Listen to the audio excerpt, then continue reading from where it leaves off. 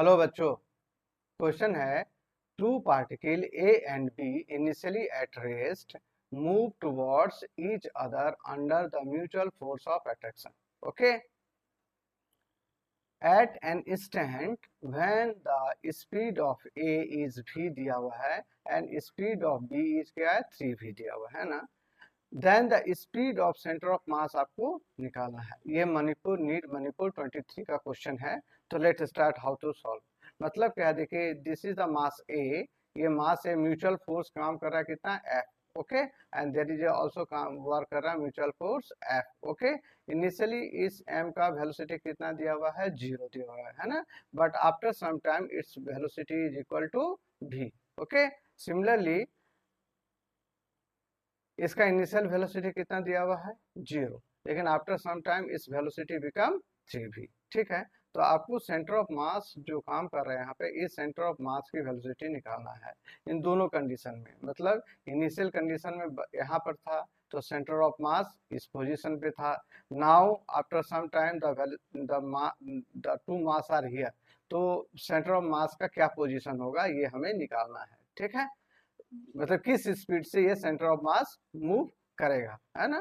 तो let start. यहाँ पर देखिए दो कंसेप्ट काम करेगा इस क्वेश्चन को सॉल्व करने के लिए. पहला तो है कंजर्वेशन ऑफ मोमेंटम. हम कंजर्वेशन ऑफ मोमेंटम का इस्तेमाल करेंगे. और दूसरा जो है velocity of centre of mass का इस्तेमाल करेंगे.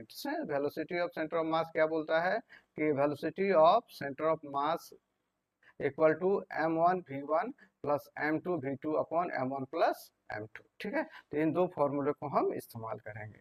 तो चलिए पहले कंजर्वेशन ऑफ मोमेंटम पर हम यूज करते हैं ना. So by using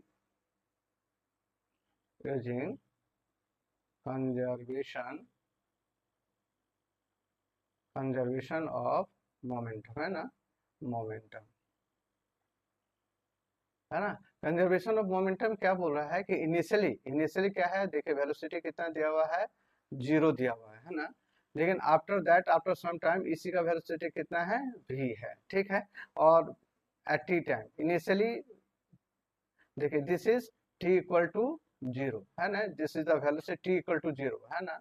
after t क्या है velocity, after t the velocity of ma is v और mb का वेलोसिटी कितना दिया हुआ है 3v दिया हुआ है ना.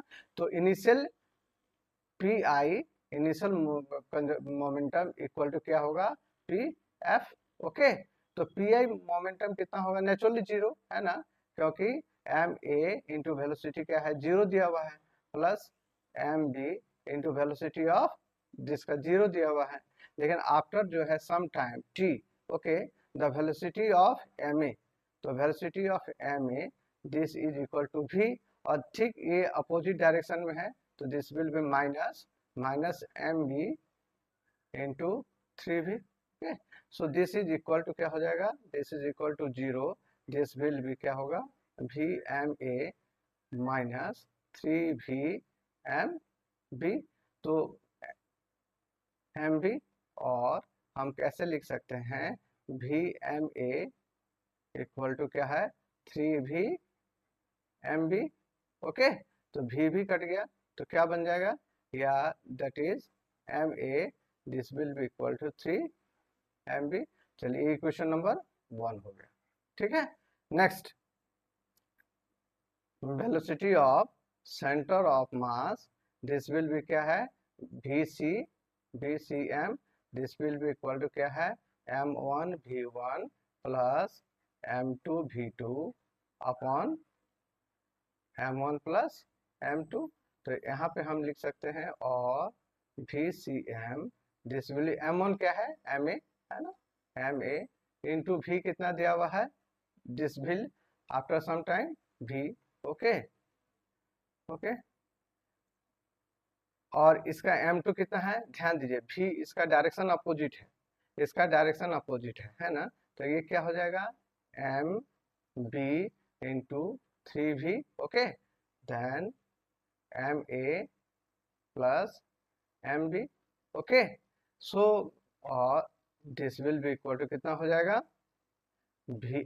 ध्यान दीजिए ma का वैल्यू कितना था 3mb, है ना, तो इसको हम लिख सकते हैं 3 M B into V minus 3v M B, okay, upon M A plus M B.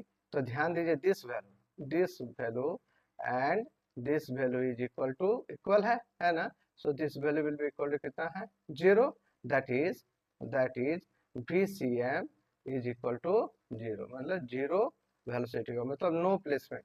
तो जो सेंटर ऑफ मास जो है वो डिस्प्लेस नहीं करेगा in this condition. Okay, thank you.